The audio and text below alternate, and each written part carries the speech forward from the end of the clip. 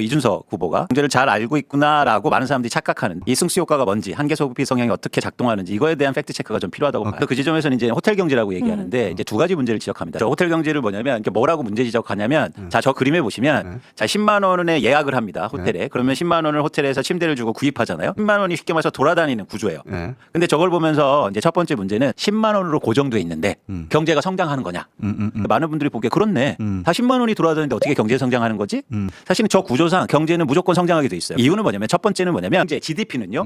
지출 측면에서 어떻게 구성돼 있냐면 소비 지출, 투자 지출, 정부 지출, 그리고 순수출이에요. 무슨 얘기냐면 정부 지출을 그냥 10만 원 늘리기만 하면 GDP는 성장합니다. 이 공격이 왜 나왔냐면 이재명 후보가 지역화폐 얘기를 했거든요. 그렇죠. 근데 그 돈 뺑뺑 도는데 그거 가지고 무슨 성장이 이루어지냐 그렇죠. 이런 공격이에요. 근데 예산을 10만 원 쓰면 그냥 GDP는 10만 원 증가한다고요. 이게 첫 번째고요. 더 어떤 효과가 크냐면 이게 돌아다니면서 효과가 커요. 그렇죠. 근데 중요한 게 뭐냐면 어느 정도 효과를 내느냐가 그게 승수 효과라는 겁니다. 쉽게 말해서 예산을 10억 원을 쓰면 10억 원만큼 원래 GDP는 증가하죠. 근데 그거보다 훨씬 더 증가해요.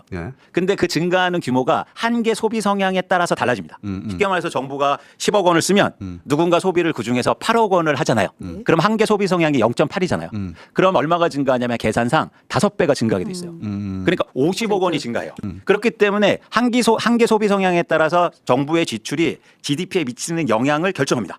그러면 결국에 정부가 예산 쓰는 입장에서는 한계 소비 성향이 높을수록 좋겠죠. 그래서 예를 들어서 한계 소비 성향을 올리려는 노력을 하는 거예요. 어떤 노력이냐면 정부가 예를 들어서 이렇게 예산을 쓰잖아요. 지역화폐를 씁니다. 거기에 세금 물리잖아요. 그 얘기는 뭐냐면 세금 안 뗄 테니까 그 돈 다 써. 두 번째는 뭐냐면 한정된 기간 안에 써야 돼. 그래서 소비를 촉진하는 거죠. 이러면 소비 성향이 더 올라가는 거예요. 잠기지 않고. 그렇죠. 자금이. 그래서 굉장히 빠른 속도로 사실 효과를 내는 거죠. 근데 문제 지적을 사실은 여기서 하는 거죠. 그러니까 단순하게 보면 야 10만 원이 돌아가는데 경제가 성장하는 거냐? 아니요. 성장합니다. 그러니까 이거는 사업을 조그맣게라도 해보시면은 그 돈이 그대로 지나가더라도 돈이 회전되면서 사업은 죽지가 않아요. 그렇죠. 그렇죠. 그 지점이 이제 공장장님이 두 번째 이제 말씀하신 건 또 이준석 후보가 뭘 또 지적하냐면 호텔이 취소했다며 그러면 호텔 주인 입장에서 엄청 나쁜 건데 그러면 그게 좋은 거냐? 사실은요. 경제학적으로 말하면 호텔이 취소해도 호텔 예약 취소를 해도 돈이 돌잖아요. 그럼 그 자체로도 경제가 성장합니다. 그게 뭐냐면 이 교환 방정식이라는 건데 MV는 PY라고 그래서 통화량 곱하기 저 V가 통화 속도예요.